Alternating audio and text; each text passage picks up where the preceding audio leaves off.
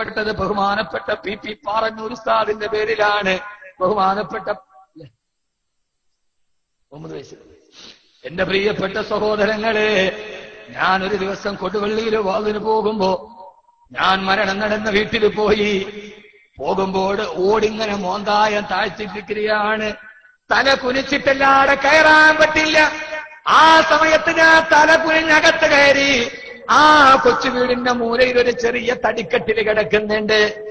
ആ തടിക്കെട്ടിലൊരു ബെഡ് പോലുമില്ലാതെ തലപ്പായ വിരിച്ചൊരു തടിയുടെ കട്ടില്.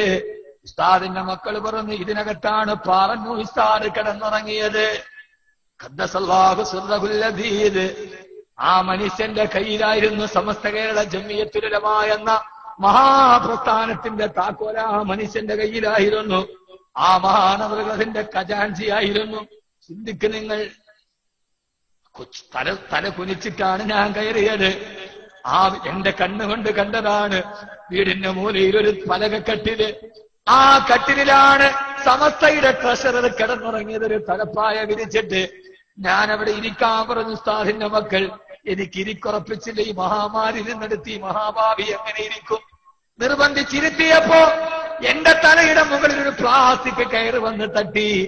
എന്തെന്ന് നോക്കിയപ്പോ മോന്തായത്തിന്റെ കരിക്കോലൊരു പ്ലാസ്റ്റിക് കയറ് കെട്ടിയിട്ടിരിക്കുകയാ. മക്കൾ പറഞ്ഞു, വാപ്പ മരിക്കുന്നത് വരെ ഇരുന്ന് നിസ്കരിച്ചിട്ടില്ല. ഈ പ്ലാസ്റ്റിക് കയറിൽ പിടിച്ച് തൂങ്ങിയിട്ടാണ് നിസ്കരിച്ചിട്ടുള്ളത്.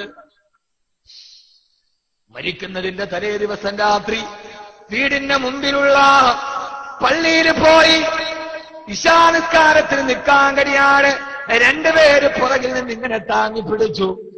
ഇന്ന് നിസ്കരിക്കാൻ പറ്റില്ല ലോകം കാരണത്താൽ. ഖബറിലെ ആദ്യ രാത്രി കേട്ടവരെ ഇങ്ങോട്ട് നോക്ക്. മരിക്കുന്നതിന് മുമ്പ് ആ മനുഷ്യൻ ഇങ്ങനെ താങ്ങി പിടിച്ചു കഴിയുമ്പോ അശാ നിസ്കരിച്ചു. ഇശാ നിസ്കരിച്ചു കഴിഞ്ഞിട്ട് വിത്ര നിസ്കരിക്കുകയാ. ഉസ്താദിന് നിൽക്കാൻ കഴിയുന്നില്ല.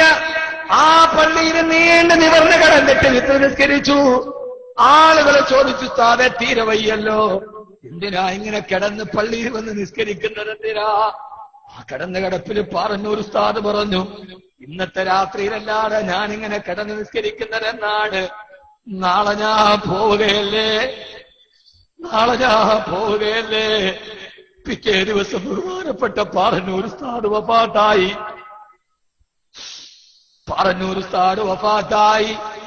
ഖബറിലെ ആദ്യ രാത്രിയുടെ തലേ രാത്രി പള്ളിയിൽ വന്ന് നിവർന്ന് കിടന്ന് നിസ്കരിച്ചിട്ടാണ് പാറന്നൂർ ഉസ്താദ് പോയത്. നവ്വറല്ലാഹു മർക്കദാ. സുബഹിയുടെ ബാങ്ക് വിളി കേട്ടിട്ട് ഇജാബത്ത് പറയുമ്പോഴാണ് ശംസുൽ ഉലമ നടന്നു നീങ്ങിയത്. ഖദ്ദസല്ലാഹു സിർറഹുൽ അസീസ്. ഇതൊരു വെളിച്ചമാണ്. റബ്ബേ, ആ വെളിച്ചം ഞങ്ങൾക്ക് നൽകണേ അല്ലാഹ്. അവരൊക്കെ ഖബറിന്റെ ആദ്യ രാത്രിയിലെ പുതുമണവാളന്മാരാണ്. നമുക്കൊക്കെ എന്താണ് ബാക്കിയുള്ളത്? ഇൻഷാ അല്ലാഹ് ഈ പ്രവാസമണ്ഡലത്തിൽ എന്താണ് ബാക്കിയുള്ളത്? ഇൻഷാ അല്ലാഹ് ഈ പ്രവാസമണ്ഡലം